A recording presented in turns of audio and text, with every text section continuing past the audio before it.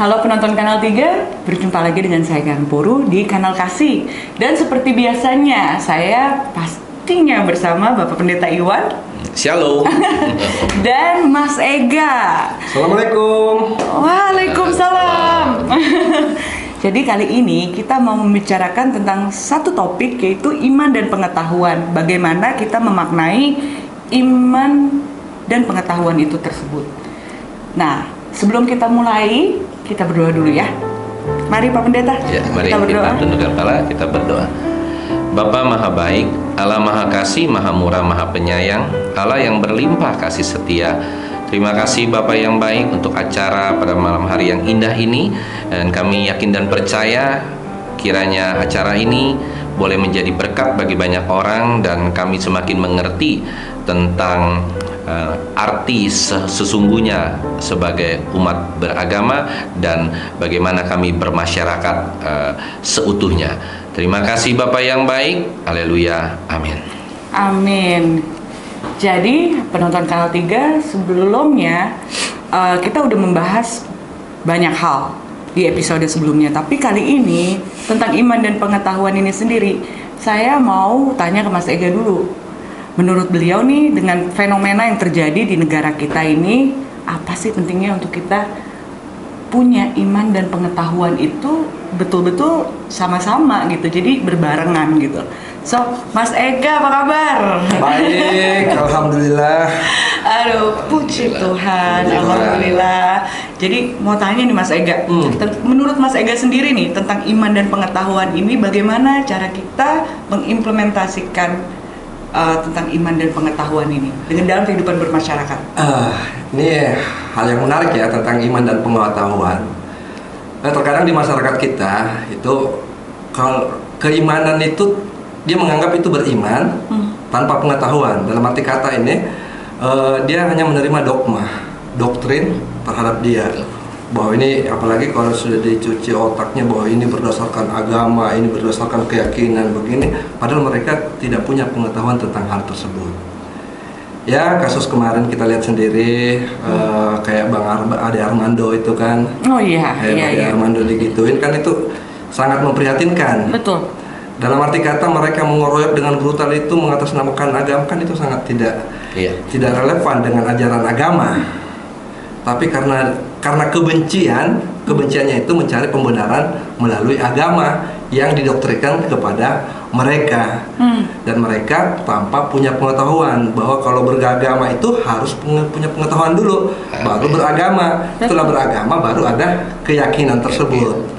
Jadi memang tapi ada hal yang menarik. Waktu pada saat pengadilan kemarin, ini yang patut dicontoh dari Bang Ade Armando itu, memaafkan pelakunya itu. Wah, luar biasa. Itu luar biasa ya. Memaafkan yang mengeroyok ya. pengeroyoknya itu, dia memaafkan. Dia berkata bahwa saya tahu kamu sebenarnya orang baik.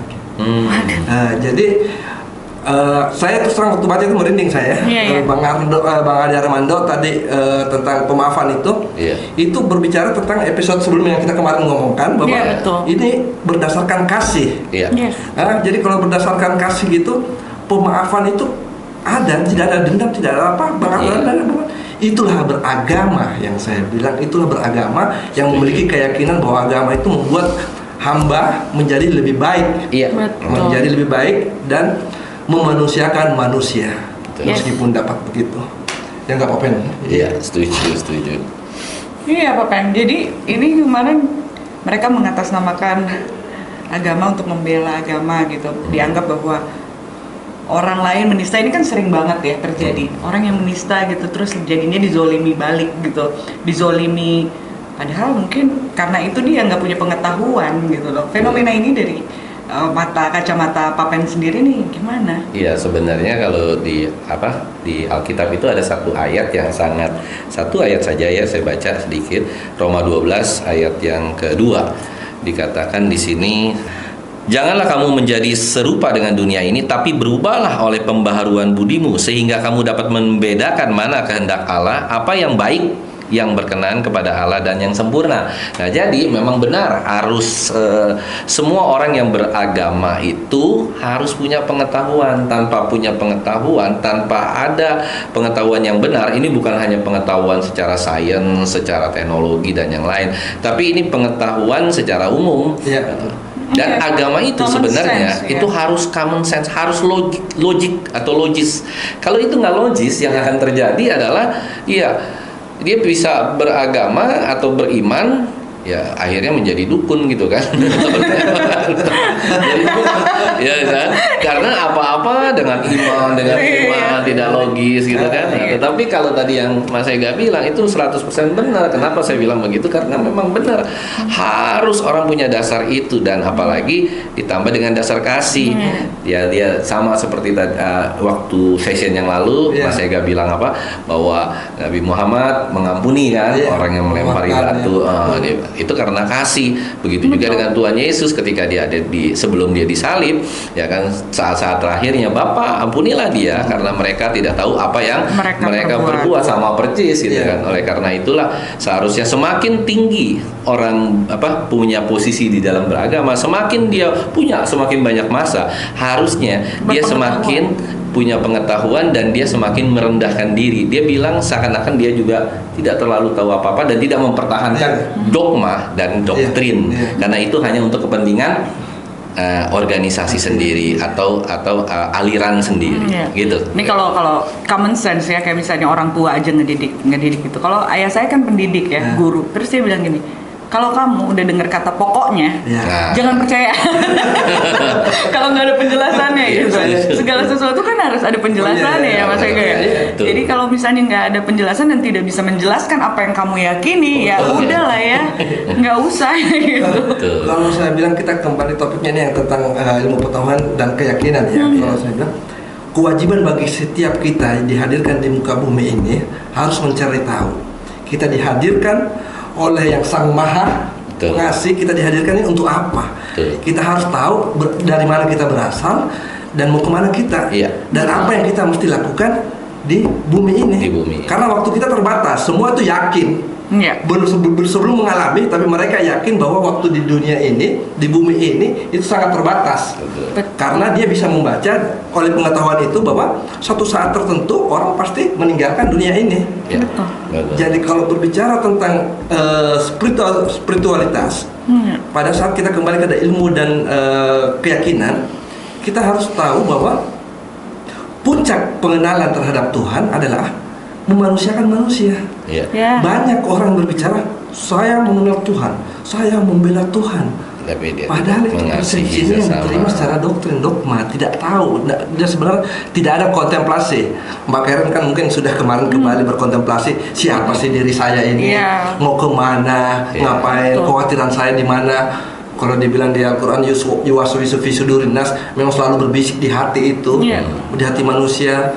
Itu kadang amarah, nafsu, apa semua kan berbisik. Tapi bagaimana kita sebagai manusia bisa mengeliminir semua itu untuk berbuat baik antar sesama, Pak Pen. Itu kan yang kita berbicara lagi, kasih lagi. Dan wawasan pengetahuan itu harus diperluas. Kalau nggak salah ya Pak Pen, kalau di Alkitab sendiri aku ingat nih ya, mungkin lupa ayatnya, tapi Tuhan Yesus sendiri bilang gitu, bahwa kalau misalnya mau mengasihi aku, kamu mengasihi sesama dulu.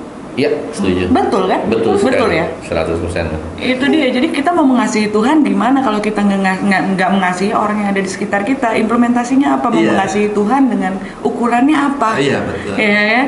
Jadi ini luar biasa gitu. Iman dan pengetahuan ini benar-benar sebetulnya topiknya kelihatannya sederhana tapi kompleks ya. Sebetulnya yang bikin kompleks itu siapa Pak? Manusia yang sedikit pengetahuannya tapi sok tahu. Itu yang bikin problem besar ya. Manusia yang punya sedikit pengetahuan tapi sok tahu, sehingga kebablasan. Akhirnya bukan mereka beragama bukan makin pintar, bukan makin bijaksana tapi makin barbar, makin bodoh gitu kan. Itu sayang sekali karena memang seperti yang Mbak Ero tadi bilang benar, kasihilah sesamamu manusia seperti dirimu sendiri. Nah, ini paling berat. Kita harus mengasihi, saya harus mengasihi Mas Ega seperti diri saya sendiri. Kalau misalnya ada orang yang yang tidak sekolah, kita harus sekolahkan seperti anak kita sekolahkan. Anak kita sekolah di internasional, kita juga harus sekolahkan dia di internasional. Kan ceritanya begitu. Artinya kepada sesama manusia semua, siapapun itu, kalau kita bisa mengasihi seperti diri kita sendiri, kita tidak akan pernah menyakiti mereka. Orang yang menerima kasih dari Allah atau dari Allah itu pasti dia tidak pernah menyakiti orang lain. Betul, Pak. Poinnya di situ. Jadi saya tambahkan sedikit ini ya. Kalau saya begini ya, dia kan memperkenalkan dirinya dengan maha pengasih lagi maha penyayang. Betul. Dia maha pengasih maha penyayang. Bagaimana hati kita ini jadi cermin? Iya. Nah, jadi cermin.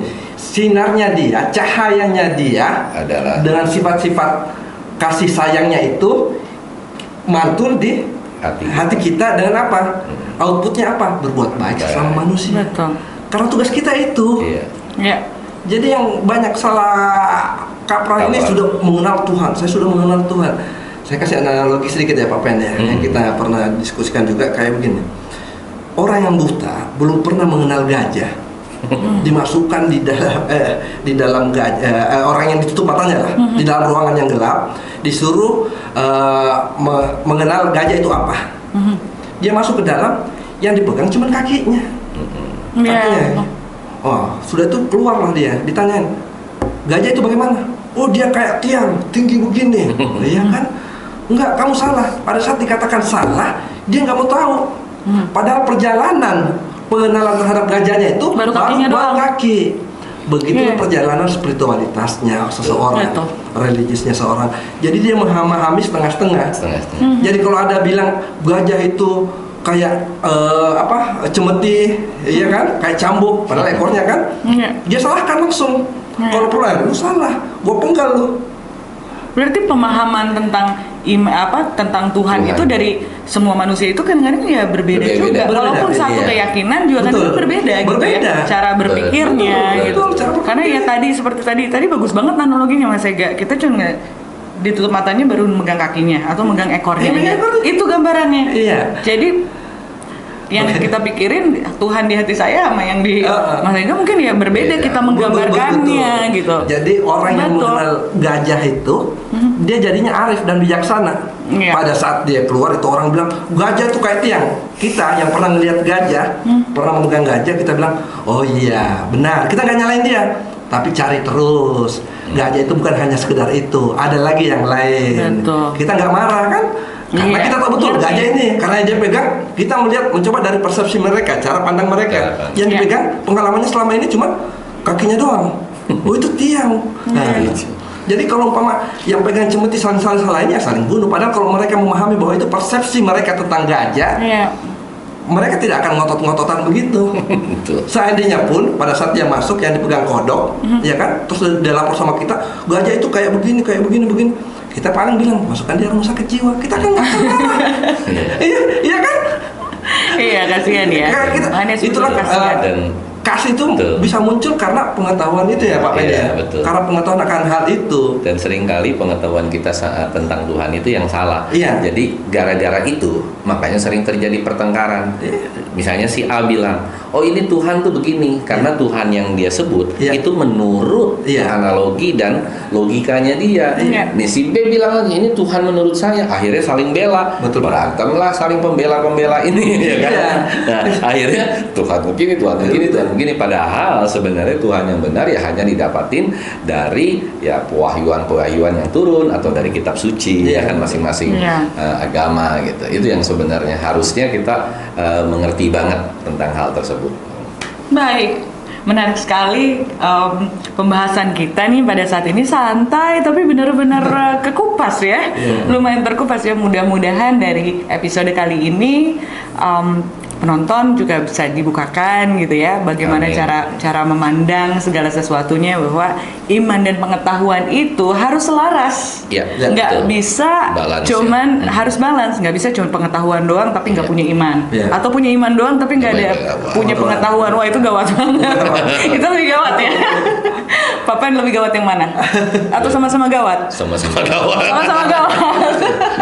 Baik, kalau begitu terima kasih penonton kanal Kasih. Kita akan tutup diskusi ini dengan doa. Terima kasih Mas Ega, Papa. Mari kita tutup dengan doa. Mari Bapak Ibu Saudara kita berdoa sama-sama. Terima kasih Bapak yang baik buat acara yang sudah berlangsung dari awal, pertengahan hingga akhir. Kau berkati Tuhan, Mas Ega, apapun yang dia lakukan yang terbaik bagi Tuhan. Begitu juga dengan Karen, biarlah dia boleh terus menjadi berkat bagi banyak orang sebagai host dan sebagai narasumber serta pembicara. Terima kasih Bapak yang baik. Haleluya, amin.